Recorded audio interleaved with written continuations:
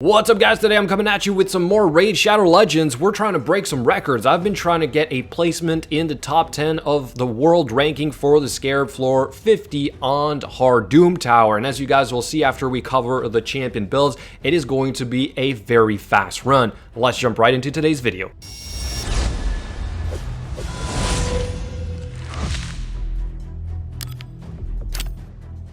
So literally a day ago, we covered this team. In fact, the team has not changed, but I have tweaked the gear for this to work hopefully a little bit better. Before I dive deeper into this video, let me quickly remind you guys that I am doing a giveaway on Twitter. All right, the link will be available in the description for two $15 gift cards. This is specifically for the app Game On. Now, all that said, let's quickly look at the stats of the hard Scarab King at floor 50. His speed has not changed. That's the key here, is that I can still afford with this exact team to go in there and hopefully nuke the boss.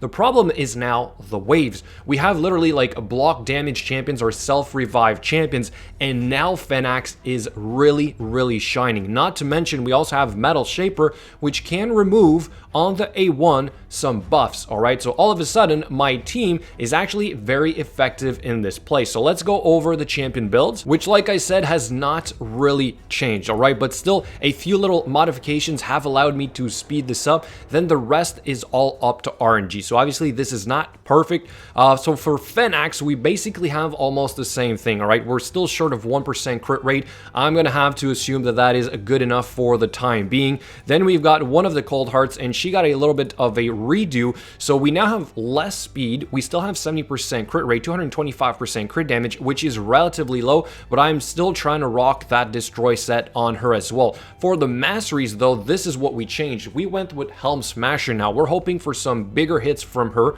and it used to be a little bit different. It's also because I'm tuning her for the Fire Knight, so stay tuned for that, as I'm also trying to break some records there as well. Then for Metal Shaper, we still have pretty much the same thing, 232 speed. However, so that is sort of like to guarantee that he's a little bit faster. We're always certain to get our fortified steel skill applied always at the right time. It's only 2-turn cooldown, but because he has a shield set, we're never going to walk in there without a shield set. That's the important part here. And then here's the skill that's kind of important for the waves now. Has a 30% chance of stealing, not remove. It is stealing a random buff from the target. So when this procs, you can be a little bit faster. Then we've got Armiger, who's also not really changed. I would love to have 100% crit rate on him as well, but I'm going to have to once again say that 99% is good enough.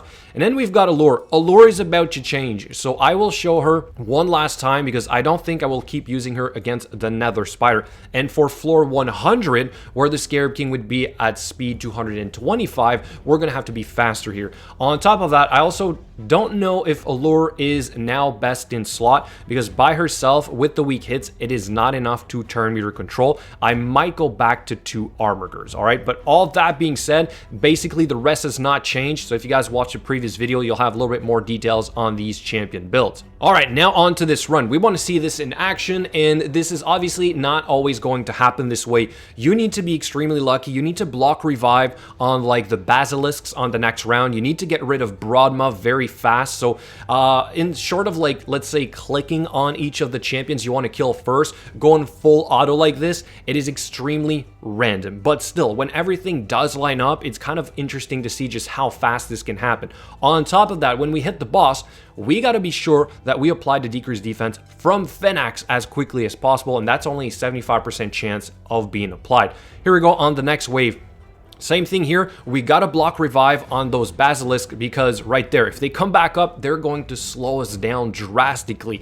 So I think we get super lucky on this run. We block revive on both of them. Broadma still has not really taken a turn either, and we're gonna get pretty lucky and basically control the turn meter of all these champs, right? They're never going to take a turn. Again, that has to do a whole lot with turn meter control. Sorry, Broadma did take 1 turn right there, but we're still good. Then we get 1 turn meter control from our Metal Shaper, which has Evil Eye on the A1. That's also pretty important right there. We get weak hits right there from Allure, but Armiger keeps us in the game. We got the decreased defense right off the bat from Fenax, and then we're almost in the clear already. The shield is halfway, even more than halfway down already. Here we go.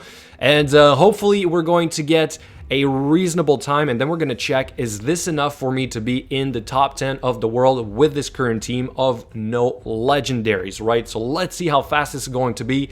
Almost there. We got this. We got turn meter control there. We got lucky. It's good.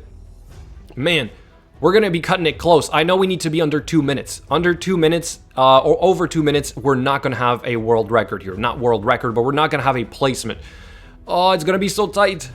And we've got, come on. Oh, we needed a kill right there. I think that's just not enough, or is it? All right, let's go check. But I'm pretty sure it's not quite enough. So we got 1 minute and 59 seconds. That's definitely top place for my own clan. 1 minute 5 seconds here, and 1 minute 58 seconds. I'm off by 1 second, and I could still be in the top 10 of global rankings.